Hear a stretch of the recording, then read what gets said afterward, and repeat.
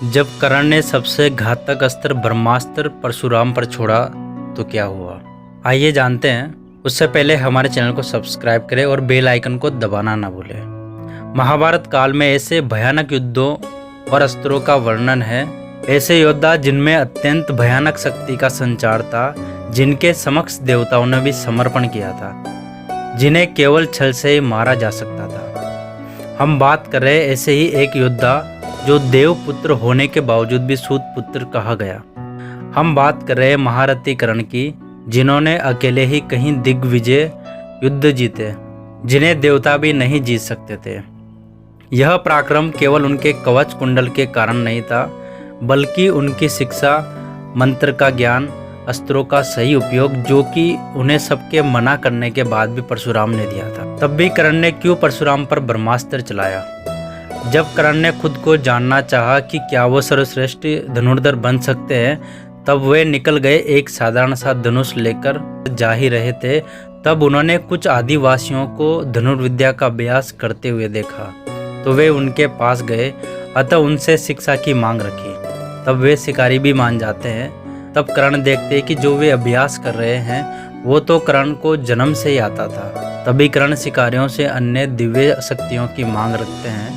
तब वे शिकारी कहते हैं कि हमें शिकार करने के लिए इतनी ही विद्या प्राप्त है, इसलिए हमारे मठवासियों को इससे ज़्यादा विद्या का ज्ञान प्राप्त नहीं है। यह सुनने के बाद कर्ण वहां से प्रस्थान कर लेते हैं। अतः वे सोचते हैं कि क्यों ना सबसे शक्तिशाली गुरु से शिक्षा प्राप्त की जाए।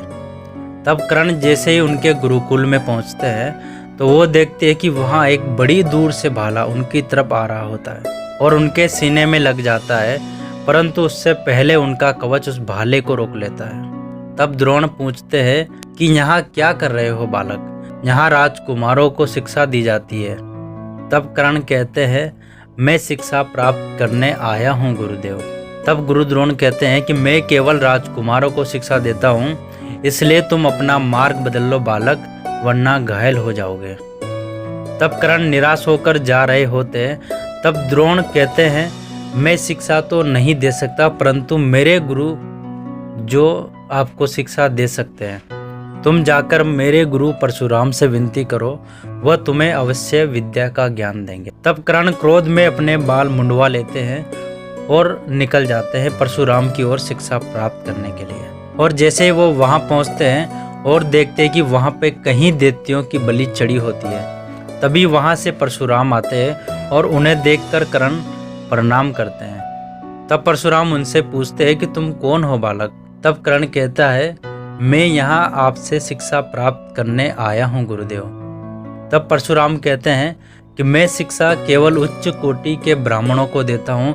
यदि तुम अन्य श्रेणी के हो तो मैं अपने शिष्य द्रोण के पास जाने की तुम्हें सलाह देता हूँ। तब कर्ण सोचते हैं, नहीं गुरुदेव, मैं भी ब्राह्मण कुल से ही हूँ, कृपया मुझे शिक्षा देने का कष्ट करें।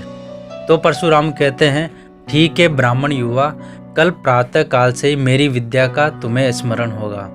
तभी कर्ण सत्य को छुपा के परशुराम के सारे अस्त्र शस्त्रों का ज्ञान लेते रहते हैं। जैसे कभी कभी राज्य में कोई भी दैत्य या कोई भी आपदा आती है तो परशुराम कर्ण को भेजते थे। परशुराम ने कर्ण को लगभग सारी विद्या कर्ण को दे दी थी, परंतु सबसे भयानक अस्त्र की विद्या अभी भी बाकी थी, जो अस्त्र सारे भयानक अस्त्रों को काट सके, जिसे स्वयं देवता भी नहीं नष्ट कर सकते थे। कर्ण के पास सारे अस्त्रों का ज्ञान था, परंतु ब्रह्मास्त्र का ज्ञान अभी तक नहीं था। तब परशुराम कहते हैं, आज मैं तुम्हें ऐसा ज्ञान देने जा रहा हूँ कर्ण, जिसके कारण तुम अकेले ही पूरी सेना का विध्वंस कर सकते हो। तभी कर्ण कहते हैं, मुझे भी ऐसे अस्त्र को सीखने की अभिलाषा थी गुरुदेव। तब परशुराम और कर्ण एक योग्य स्थान पर जाते हैं। तब कर्ण कहते हैं, आप यहाँ क्यों लाए हो गुरुदेव? तब परशुराम कहते हैं, यही एक ऐसा स्थान है जहाँ सभी देवताओं अपने अस्त्रों को स्थापित करके पुनः ले जाते हैं।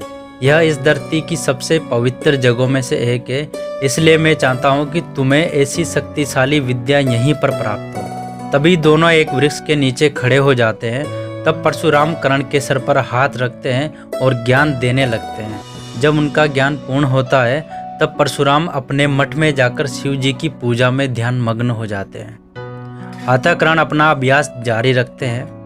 तभी कुछ समय पश्चात वहां पर 5 दैत्य परशुराम की पूजा भंग करने के लिए आते हैं। तभी कर्ण उन्हें देख लेते हैं और उन्हें रोकने के लिए अपने दिव्यास्त्र चलाते हैं, जिससे वह 5 दैत्य मारे जाते हैं। उसी के कुछ पल बाद पुनः भारी संख्या में दैत्य आते हैं। तब कर्ण उन्हें भी खत्म कर देते हैं, परंतु जैसे जैसे ही दैत्यों को मारते जाते हैं वैसे ही उनकी संख्या पुनः ज़्यादा होती जाती है। तब कर्ण सोचते हैं कि यह सही समय है ब्रह्मास्त्र के उपयोग करने का। तभी कर्ण मंत्र का उच्चारण करते हैं।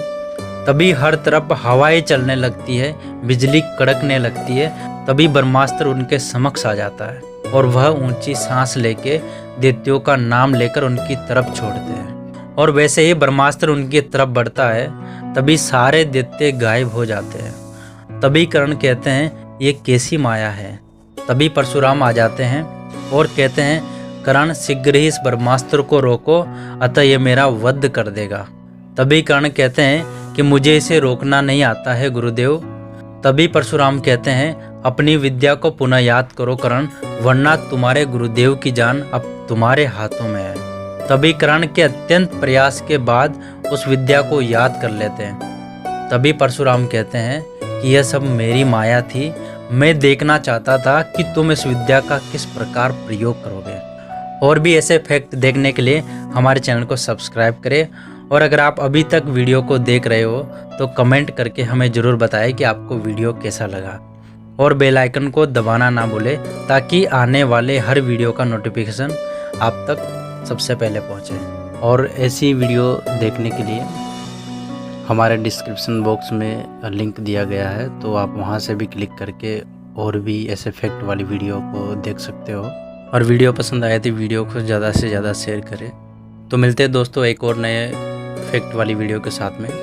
तब तक सब अपना ख्याल रखिएगा। और एंड स्क्रीन में जो वीडियो आपको दिखाई देती है तो आप डायरेक्टली वहाँ से भी पहुँच सकते हैं। नई वीडियो फैक्ट के बारे में आप वहाँ से भी जान सकते हैं। Thank you.